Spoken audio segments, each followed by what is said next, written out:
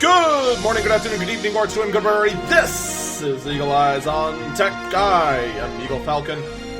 Welcome to the Ultimate Road Warrior / Student Guide to Computing 2017. This is now the first annual time I've done this guide. I did one last year. I think it's been lost at times. We switched through several different hosts. Maybe someone can dig it up. I don't know. But this is going to be one that is up to current date with the computers that are currently active right now in late July 2017. Down the road, the guide might have changed if something new gets released, especially on HP's side, but I'll get to that in a minute. I'm going to go over the guide real quick in how it's structured. First off, I go by brand. I do want to give the best options for each of the major brands. I try to branch out into other ones as well, but a lot of the other brands are primarily like desktop boutique builders only, like Main Gear, like MSI is actually kind of a weird one in the fact they only build super high-end stuff. Aorus was only super high-end laptops. I don't know much about their quality, so I couldn't recommend any of those. But we're going to get down to it. I do categorize computers into three categories. Ultra portables, that's either your small laptops or your tablets. Your bare bones basic, getting the computing done with its primary focus on being lightweight and battery life. A good smartphone can take the place of an ultra portable if you have faith in your smartphone's capability. One thing you always got to kind of keep in mind with smartphones is that a lot of them run Android, Windows, all of them run either Android, iOS, or Windows Phone. And those operating systems, especially Windows Phone, you don't get a lot of the computing capability that you do in, say, a Windows PC, or even a Linux or Mac OS PC. So that's ultra portables. Mid-range laptops are your kind of the balance between high-end and low-end, usually your 15 to 13-inch laptops. Decent performance, decent battery life, kind of your Goldilocks zone. And then the last category I'll touch on are mobile workstations. Gaming laptops fall into the mobile workstation category. This is your giant, unapologetically huge laptop with all the performance. All of it. And I say mobile workstations start at least 14 inches, because there are quite a few 14-inch laptops out there that are still high performance and kind of squeak into this category. The Razer Blade kind of squeaks into the mobile workstation category, despite only being 14 inches. So, with that said, let's start with the guide. First up is Apple. I'm going to strongly suggest here. I'm only touching on Apple because there is a section of people that they use applications that require Mac OS or iOS. That is the only reason why I'm touching it. Honestly, if I was just going on raw hardware, if your software can run on either Windows or Mac, go with Windows, because the cost of entry on Mac is just way too high. It just is. On top of that, there's a lot of computers, shockingly enough, within the Apple ecosystem that are just awful. They really are. The MacBook is one that is just awful in everything it does. Super low-powered processor, only a 5-watt chip, still manages to have inferior battery life. Keyboard is really mushy. The trackpad is actually shockingly good, despite being such a thin little thing. And it only has one USB port, and it starts at $1,000. $1,000 for the same kind of hardware you'd expect in a cell phone. Don't do it. Same thing with the MacBook Air. MacBook Air is just kind of... It starts at at $1,000 now. It's 3 generations or 4 generations behind in processor power now. You're better off buying used for a MacBook Air. That's why really when push comes to shove, you're looking for a base entry into mobile macOS. I sadly gotta say MacBook Pro 13-inch. That's kind of that's really the tragedy within the Mac ecosystem right now. That really the best point of entry is this $1,300 bare basic laptop.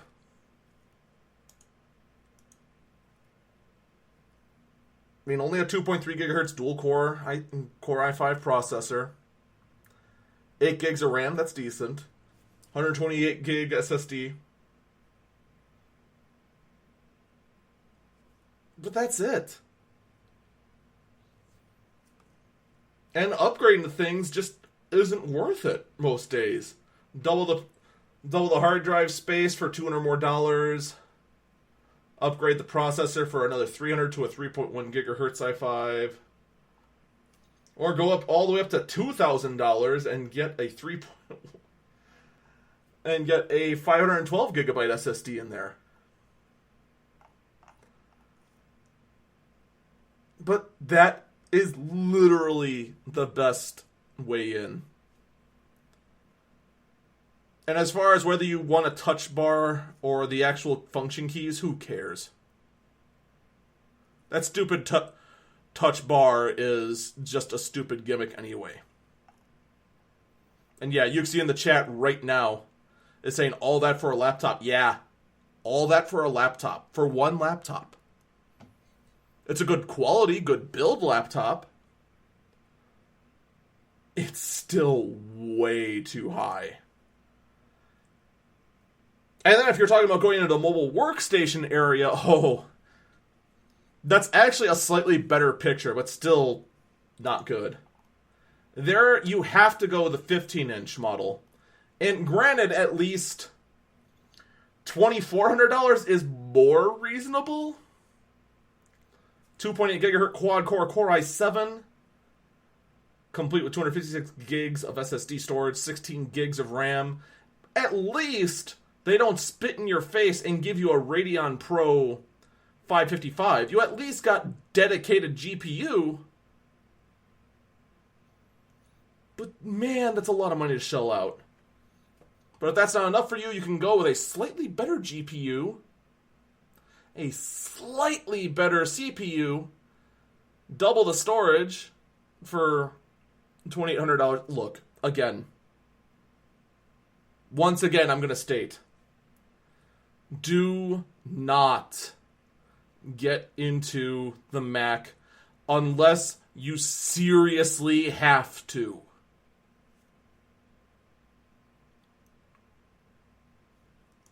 I'm not even exaggerating. I say these are literally your best options.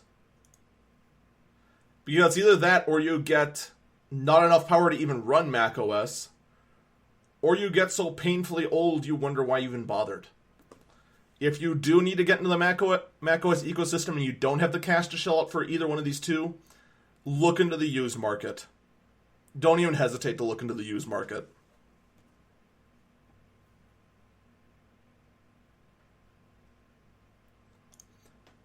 Now, the only thing that's actually salvageable within the Mac ecosystem is the fact that if you're looking for an ultra portable, iPad's actually not that bad. The iOS ecosystem has a lot more functionality than macOS. You're not going to get a whole lot in your professional applications, like if you're doing any sort of production, that's not happening on this iPad, unless you really do some jury rigging. But at least the cost of entry is $330, which is not that bad for a good tablet. If you want to go more storage, go up to 128. That goes to $429. It's still not that bad. I would, however, just go with the 32 gig. Be happy forever. you're going to do fine. But again, I want to stress that is only if you have to be in the Mac ecosystem. If you want to go into the Mac ecosystem for the sole purpose of, oh, it's much more stable, don't. Just don't. That is going to be a foolish, stupid mistake. It seriously will. I'm not even kidding.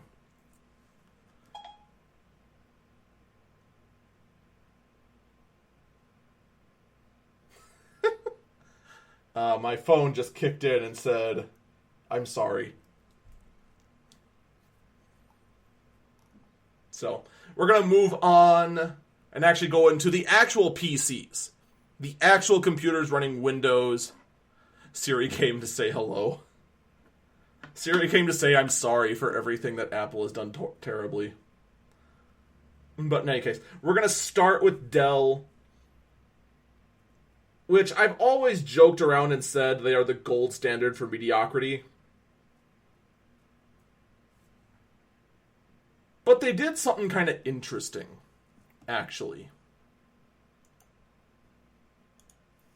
First off, I forgot to get this tab up. Second, I want to start with actually the mobile workstation end, the high end, the gaming category of Dell. Because they actually did something very, very interesting. And I've talked about this a bit throughout the podcast, and that is the Inspiron 15 7000 gaming laptop. It's also called the Inspiron 7567. This is a laptop that I'm going to read you off the starting specs. This is the lowest you can get this laptop at. All right? Core i5, 7300 HQ, that's a quad-core processor. I believe, off the top of my head, that's 2.8 gigahertz. Windows 10 64-bit, 8 gigabytes of DDR4 RAM, 1 terabyte, unfortunately, at a 5400 RPM hybrid drive with 8 gigs of cache. That's kind of bad, but at least you got the 1 terabyte of storage there, despite its slow speed.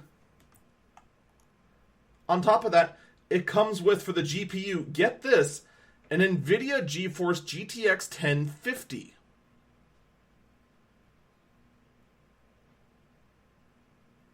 And then starting with a 1080p screen. That starts at $799.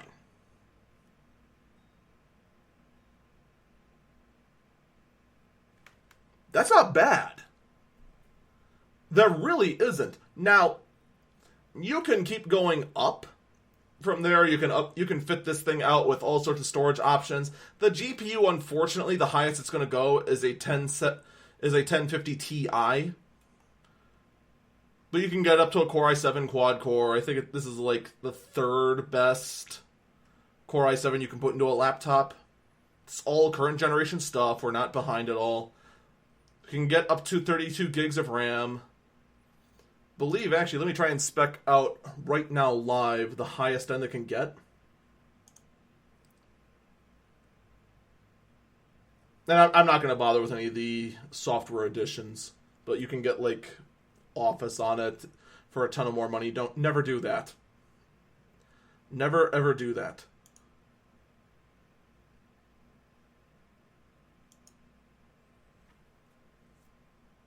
Oh, actually, the most you'd end up spending on this is $1,150. That's a little high. I think I'd rather stick with the lower end one. Just suffer with the hard drive thing, because you're paying a lot extra for that SSD. That's still not bad. Not at all. 15-inch laptop. And there you go. Some decent performance.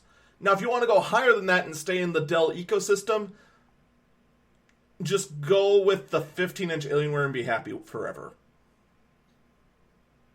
Don't bother with the 17-inch. Don't bother with the 13-inch. 15-inch gets all the capability of the 17-inch, and you're not shelling out $200 extra to have 2 more inches of screen. Not even kidding, be happy forever. Can get that up to a 1080 and you're set. It's going to be expensive. Getting that much computing is always going to be expensive. But it's there. Then the last one in the Dell category is actually very, very interesting. And that's the XPS 13. This one's interesting just for the fact that it kind of fits in both the ultra portable category, but it's got the screen size of a mid-ranged. The body is that of a 12-inch laptop, but they fit a full 13.3-inch display in there by pretty much eliminating the bezels. There's only about 2 millimeters of bezel on the sides and on the top. That's it. Now, granted, it does have a lower-end processor. It only has a Core i3 ultra-low voltage processor. That's still fine for basic computing, but not good if you're running any sort of high-end tasks. Still great for on the go. 4 gigs of RAM, you can upgrade that, no problem. Easy peasy. Get up to 8, 16, whatever you want. The reason this guy is interesting, not only for the fact that he kind of fits nicely into both the mid-range and the ultra-portable category, it's also the fact that Dell has an admittedly expensive but very interesting charger that is optional with that laptop and other ones like it. And that's this hybrid power adapter that has a built-in battery into it. What this does is that you can A, plug anything in via USB to this charger and charge it that way. It also will charge the laptop off the battery. And it still behaves like a normal AC adapter. You plug it into the wall and it'll charge the laptop just off the wall power. No problem. It'll also charge the internal battery too.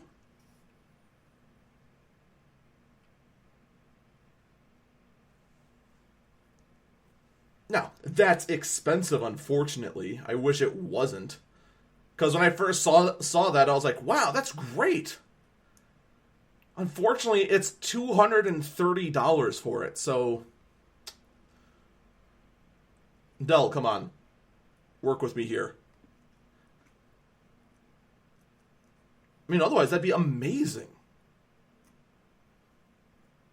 Can you imagine just going down the halls, have this thing rigged up, start charging your laptop while you're going from class to class or from your hotel room down to the convention? You'd be set. No joke. Now, that concludes the Dell laptops. HP... God, I don't even know where to start with HP.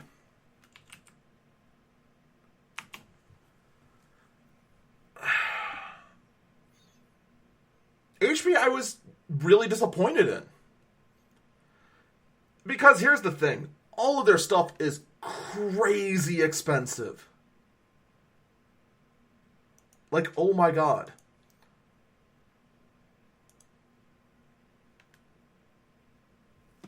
Like, let's just look at their basic plastic, no frills laptops. Alright? The cheapest ones are... There's tons of different models of Chromebooks, which means you just shelled out $400 for a web browsing machine. Or, my personal favorite, the Chromebook 13 that costs $620 and has no OS. It runs Chrome OS. So, you spent $620 for a non-laptop. The best out of the bunch was the HP Stream, this 11-inch netbook that I'd say, hey, look, $200? Hey, you can't go wrong with that. Runs Windows 10. The only problem is that it only has 4 gigs of RAM and it's not upgradable.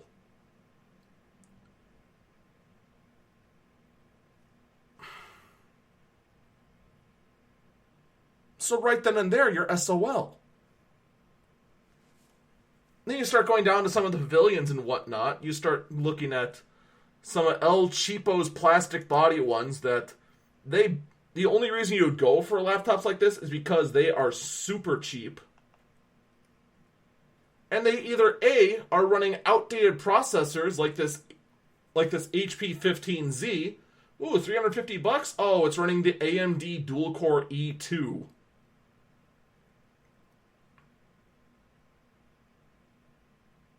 My toaster runs faster than that. It's not worth anything. This price should be starting at 0. That's how bad it is.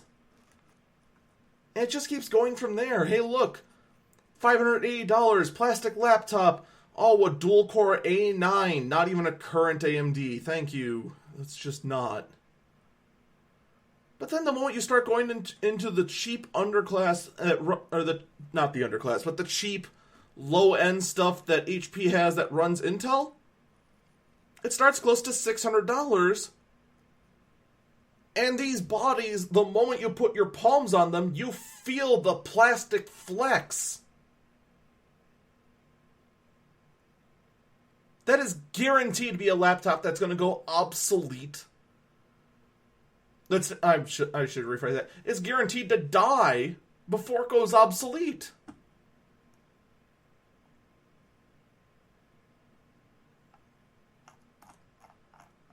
The only laptops that HP has that are really worth it are either these high-end Envy and Spectre laptops that unfortunately start at close to what the MacBooks start at, and in some cases actually higher than what the MacBooks start at for less power. Or the Omens, which are priced to compete with Alienware, but still lose out in performance per dollar.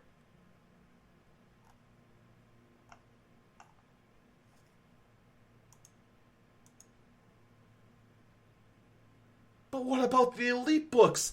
The flagship of the business line of HP. The ones that compete head-to-head with the legendary ThinkPads. Yeah, they got them.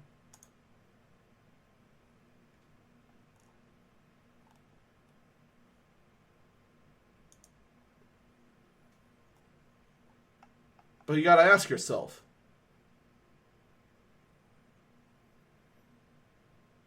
does $1,200 for $500 worth of computing sound appealing to you?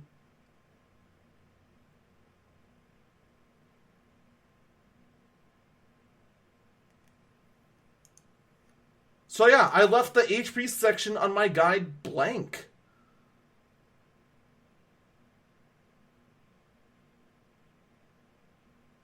I mean, if you're an HP fanboy, there's nothing I can say that's going to change your mind. You're going to go get an HP something, and I just don't see it being worth it right now. I really don't. It's either going to be the low-tier stuff of HP that nobody should buy, or their high-tier stuff, the stuff I'd normally praise, is just too expensive. It really is right now. If you can find a good deal on some of the stuff, by all means, go for it. But otherwise, I would just stick to the used market for some of like the HP Elite books and whatnot. Well, what's the next thing on the list? Oh, that would be Acer, right? Yeah. Ooh, Acer.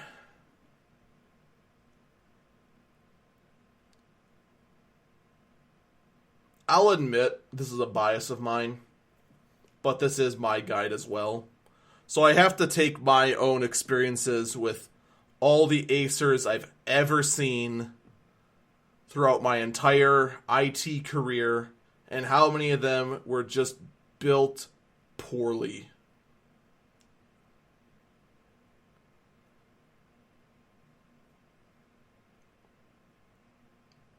Acer has always been poor quality. Then they bought Gateway and made them make poor quality. Then they bought eMachine, which already made poor quality, which means Acer is just one giant group that just makes nothing but poor quality stuff.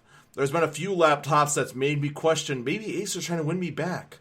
The limited edition 21-inch gaming laptop is one of them, but At the same time, I am not a millionaire, so I couldn't afford the $6,000 21-inch laptop, as much as I'd love to.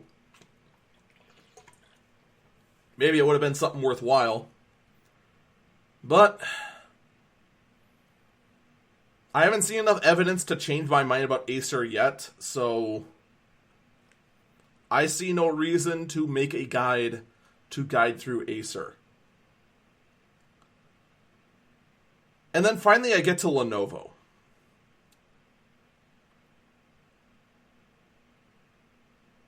Lenovo is a weird one. Because unfortunately, the IdeaPad brand used to be a pretty good middle ground. Some of the quality of a ThinkPad, or the cost of their Essentials line, the IdeaPad has gone to crap. It's awful. Nothing but posts upon posts of burnt motherboards. It's terrible what's happened to the IdeaPad brand. The only thing that Lenovo does right now that's good is the business ThinkPad line. And that starts making things tough, because if there's one thing ThinkPad is, it's expensive. You're paying for quality. Make no mistake about that. ThinkPads, despite their matte black, boring business look, are some of the best in quality. Without going to a military-grade tough book. Now, there's only two I picked out from the Lenovo ThinkPad side. One is what's called the ThinkPad 13.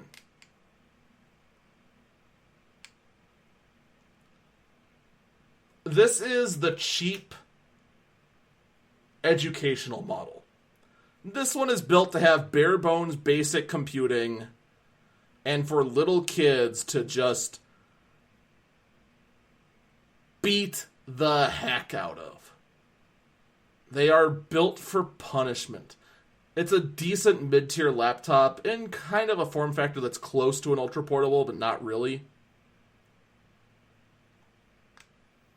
But these guys you can upgrade, and I would highly recommend upgrading the CPU to at least the Core i3 option, and the RAM to at least 8 gigs. That's going to turn this $500 laptop into an $800 laptop. But that build quality is going to be unmatched.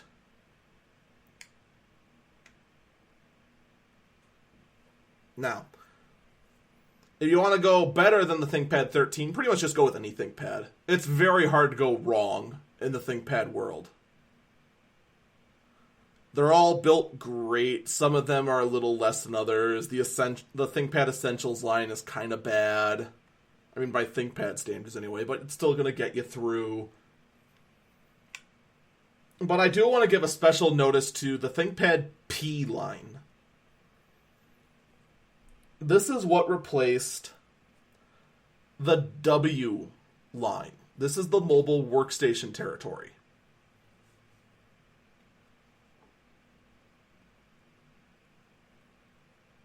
This is where ThinkPad decided we need to have ThinkPad power at the highest possible. Now again, this is a bit on the expensive side. But you've got quality and power like nobody would ever want. And the thing that's interesting about this is that this starts at a relatively low $1,500. This means you can customize this thing a lot. Can start at the 7700 HQ, can go all the way up to a Xeon processor, which turbos up to 4.2 gigahertz. You can go ahead and spec this thing out pretty much however you'd want. Start with a 1080p display, go up to a 4K if you really want to.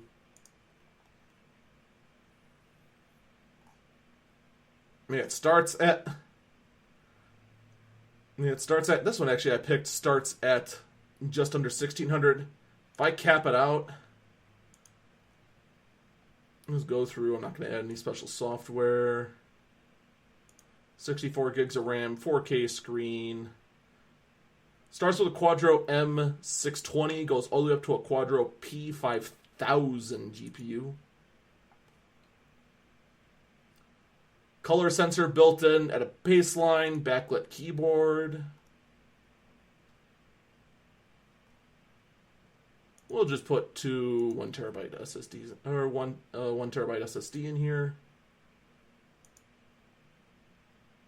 Put in 2 additional terabyte hard drives. Oh no, we have two 1 terabyte SSDs and a 1 terabyte hard drive in there, because why not? Optical, put a DVD burner in there, why not? Could add a smart card reader in there. 96 watt hour battery. Could add an LTE modem. So yeah, this thing you can customize this however you'd want. I mean, I just literally turned this $1,000 laptop into a $6,000 laptop. Like that. Pick and choose, the world's your oyster. This is how Dell used to do their stuff. And Dell stopped, unfortunately. They're nowhere near this customizable, and I wish they would be. So, that for the most part completes the new portion of the guide. If you want to go on a budget, if you really want to go on a budget, don't be afraid of the used market, but do be aware of what you're getting and also the condition it's in. I highly recommend going with usually the business end laptops. Things like the Dell Latitudes, the Dell Precisions, the HP EliteBooks, the Lenovo ThinkPads. Those sort of things, they're sold off by the business for next to nothing because they want the most cutting edge and most productive computers. And it's still high quality components in there that are going to last. The ones in the guide I highly recommend are the from Dell Latitude E6440, E6540, E6240. Those are all Haswell based machines. Dell Precision M4800, that's actually the computer I use to stream on. Or the Dell Precision M6800, that's the 17-inch variant. EliteBooks, I got a bunch listed down there. If you go on eBay, you can find a whole bunch of them. There really isn't a bad choice as long as you kind of stick to that guideline of stick with the Latitudes, the Precisions, the EliteBooks, the ThinkPads. You're pretty much set. And again, the reason I'm not including Aorus in here because they're pretty high-end, expensive. Same thing with MSI. Asus, unfortunately, has been kind of lacking in quality as of late, which is kind of sad, really. It's a real shame. Asus actually was doing fairly well, and then all of a sudden, just seemed to stop caring. Come back to it. Come back to us, Acer or Asus. And then I didn't include any of the Razer laptops in here for, well, basically here's what it boils down to. Razer has 3 laptops. The Razer Blade Stealth, which is a $1,000 ultra portable. It's a little high, you can do better. The Razer Blade, which is moderately priced at about $1,500 and has a 1060 GPU in it. It's respectable, but I've heard a lot of stories about some heat issues. And the same thing with the Razer Blade Pro. Again, heat issues. And also the Razer Blade Pro is a $2,500 laptop. Kind of disappointing. So, that is my guide for the year. This is, of course, just my opinion. You can always do whatever you want. This is just what I would do. A lot of people ask me what I would do getting this or that. There's my guide. It's going to be in the description of this podcast, which you, of course, can find on Spreaker, my YouTube, pretty much anywhere. And I also should state, I am not sponsored by any of these companies. The only people who support me doing this podcast are the viewers who do subscribe to me on Twitch at twitch.tv/eagle_falcon. Alright, so I just want to get that clear. Nobody sponsors me. Dell doesn't pay me money. HP definitely doesn't pay me money, and definitely won't after this. Acer definitely doesn't pay me money. Lenovo doesn't pay me money. Apple doesn't pay me money. None of these companies pay me money. None of them support me. None of them are sponsors. Alright? Now, I want to close out the podcast today with a little bit of something. Now, I didn't do a whole lot of research on tech news of the week. I'm going to cover this week and next week on the podcast. This week, however, I want to talk for a little bit about Pokemon Go.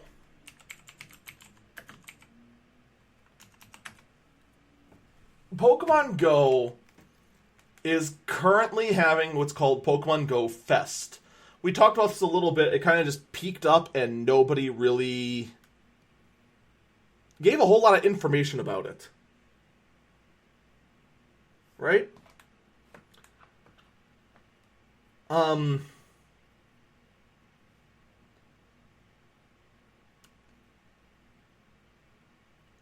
Well, this was supposed to be basically Pokemon Go's WWDC, where they go out, announce a bunch of new things, all Apple-like, and players just have fun.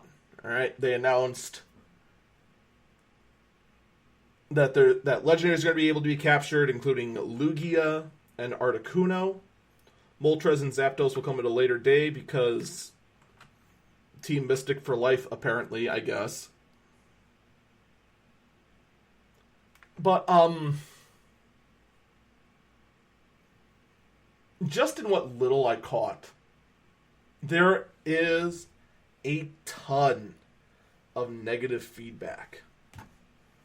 Now, granted, this one that I'm just quickly looking at now comes from CNBC, which NBC kind of... They're not exactly the best when it comes to reporting all the facts. But at the same time, this is also confirmed from other sources. Shortly after the Pokemon Go Fest event kicked off, a mix of spotty cellular network reception and server problems prevented attendees from logging in. That should surprise no one. I mean, seriously. Are there any servers that are less reliable than Niantic servers? It took them almost a year just to roll out the game. That's how bad their servers are. Niantic's CEO, John Hank, was met with a chorus of boos and shouting.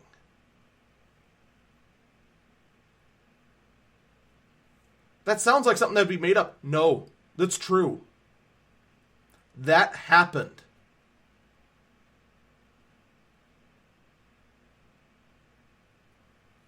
Can you imagine if Steve Jobs got booed? It wouldn't happen. He stood up on the stage, just shocked that this happened.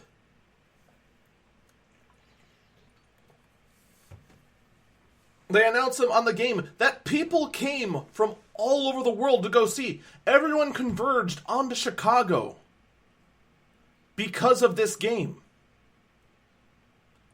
And the CEO who helped make it happen gets booed. ouch. That's just... ouch.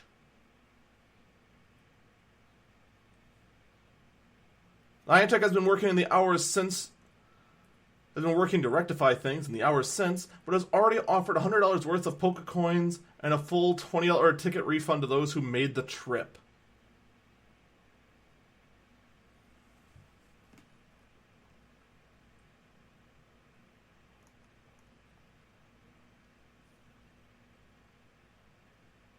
Look, it should be no surprise that Pokemon Go Fest is being a huge disappointment.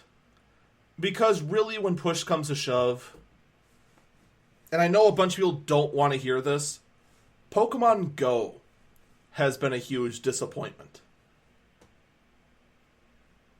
It has been. Don't even kid yourself for a minute. Let's be real honest for a second here.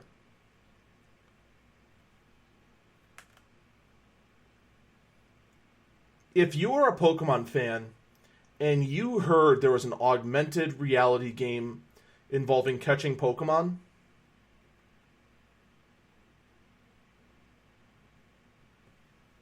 you were excited.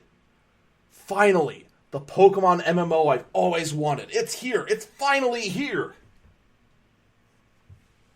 That's why everyone came.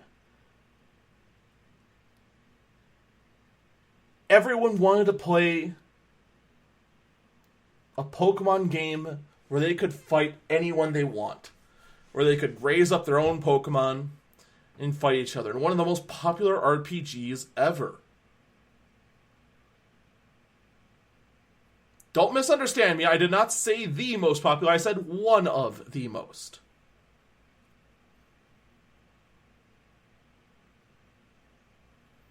Unfortunately, what we got was a mess.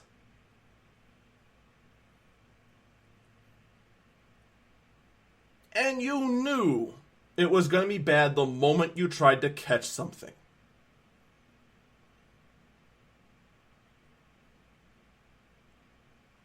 Granted, the catching was the thing they did the least wrong. Throw a ball, you have a chance to catch it. But I want to weaken it. Well, you can't. Oh.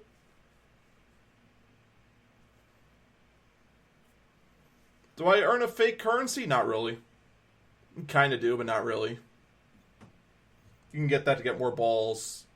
Swing by some Pokestops, get some more balls that way at random. So on and so forth. But the thing that killed Pokemon Go was the combat.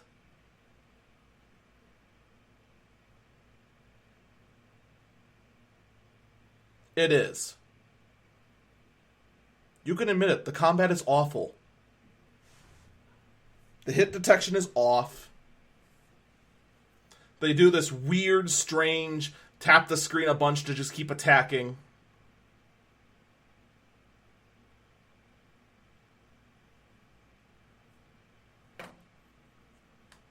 You never fight anyone directly, you're always fighting gyms.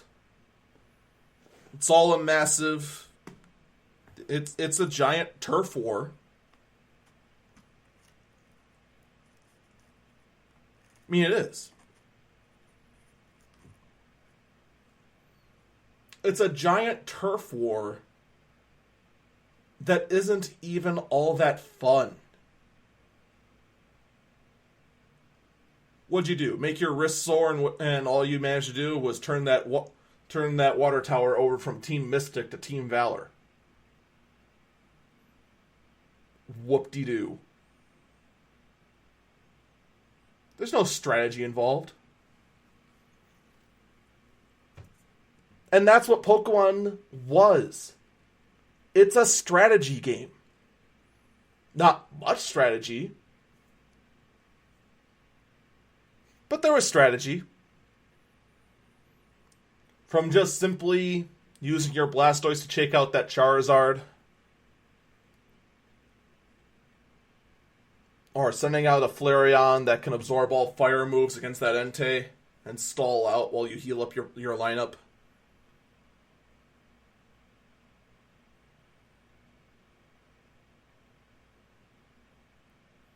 Or just double teaming up and then baton passing to send out a Caterpie and do an epic sweep.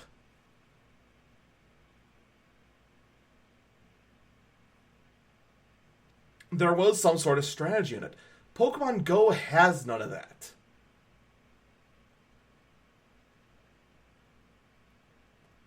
The only thing about Pokemon Go that has Pokemon in it is types and the characters themselves. That's it. They now just recently introduced raid fights. Oh, goody. Now me and my friends can take part in this terrible combat system to go take on one super powerful Pokemon. Who cares?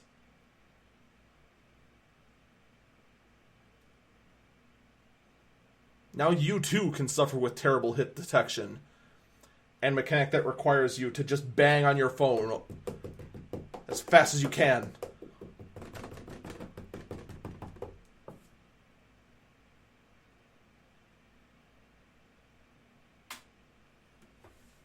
And Niantic's biggest problem is the fact that their badly planned out game is being hacked and cheated on all the time. All the time.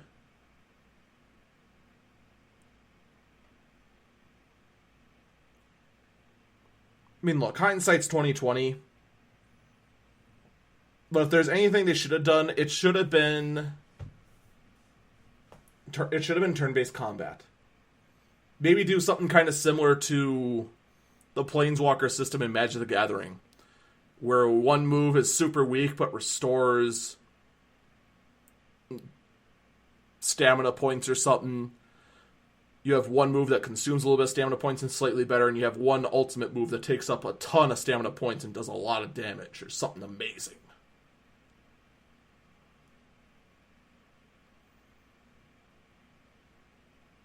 But they didn't. And it's too late for them to do that.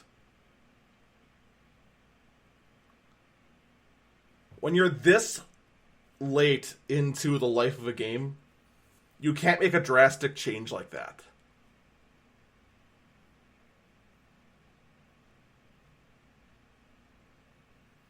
They're now stuck with the terrible system they put into place that is being hacked and cheated on all the time. And because Niantic made it clear early on that they were going to put banning cheaters and banning people using emulators to stream it before actually fixing their game, they showed me long ago they don't care.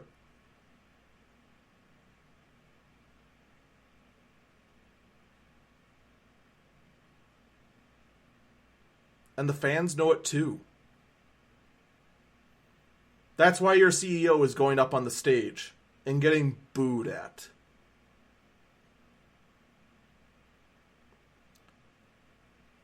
Because you're forgetting, Niantic, that in order to make a whole lot of money with the most profitable IP that's out there, you've actually got to make a game for it that actually works.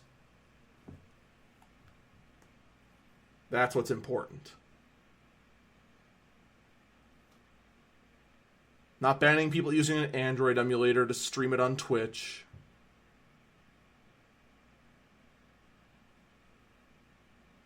Not banning people who are trying to use a GPS spoofer. That should all be secondary. Your first step, your first priority, Niantic, should have been making the game actually work. That is priority number one. That's going to do it for me, guys. Thank you so much for listening to this podcast. You can find me broadcasting this podcast live, 3 o'clock p.m. on Saturdays. In Central Time at twitch.tv/eagle_falcon. I'll be back next week. Probably back with regret, too. To talk about the tech news of the day. Take care. Rest well. I'll see you then.